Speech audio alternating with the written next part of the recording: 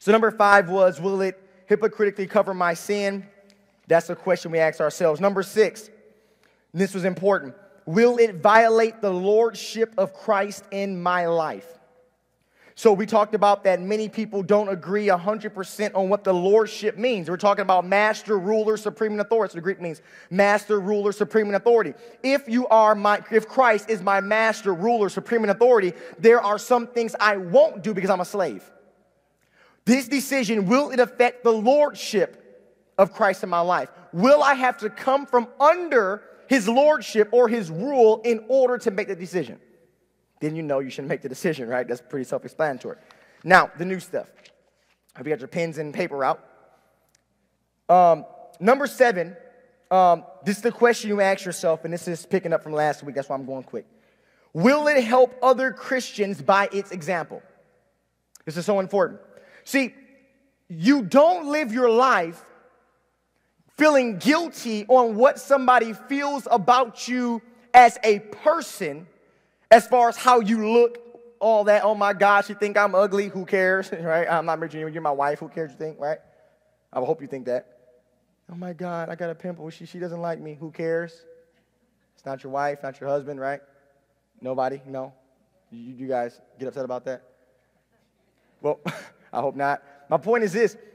We have to care not on how they feel about how you look, how you communicate, but you have to care what they think about how you live.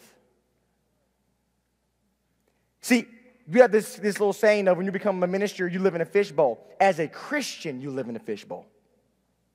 Not just us. Everybody. As soon as you name the lordship of Christ, you are now the fish in that bowl. And we're all looking at you like this. Right? And so therefore, we have to care about what they feel about our lifestyles. I'll prove it to you. 1 Corinthians, turn there. Chapter 8, verse 9.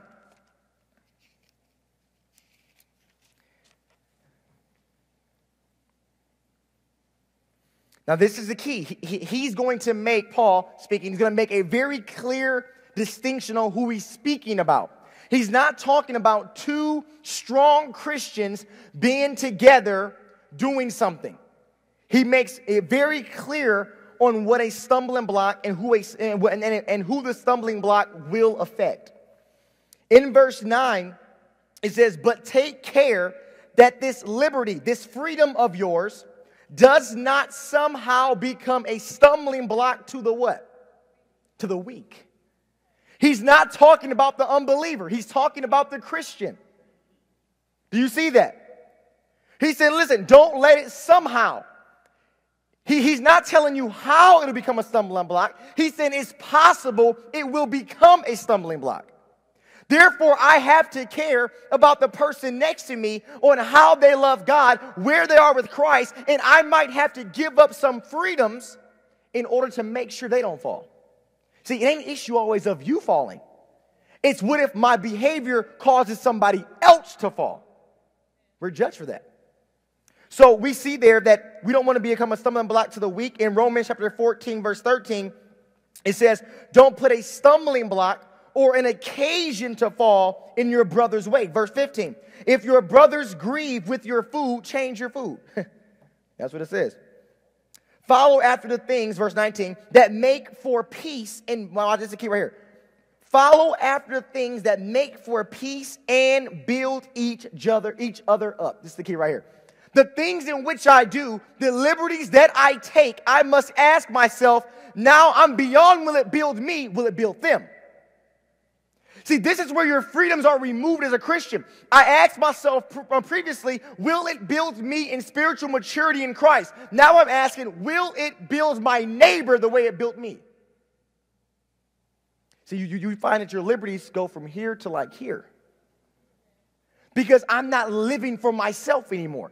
In the will of God for your life is not encompassed in its totality all about you. If you think it is, that's not the will of God for your life, whatever you're thinking about. If it's all about you, how it affects you, how it benefits you, that's not the will of God. That's not his perfect will. Because the will of God is so much bigger than you'll never imagine.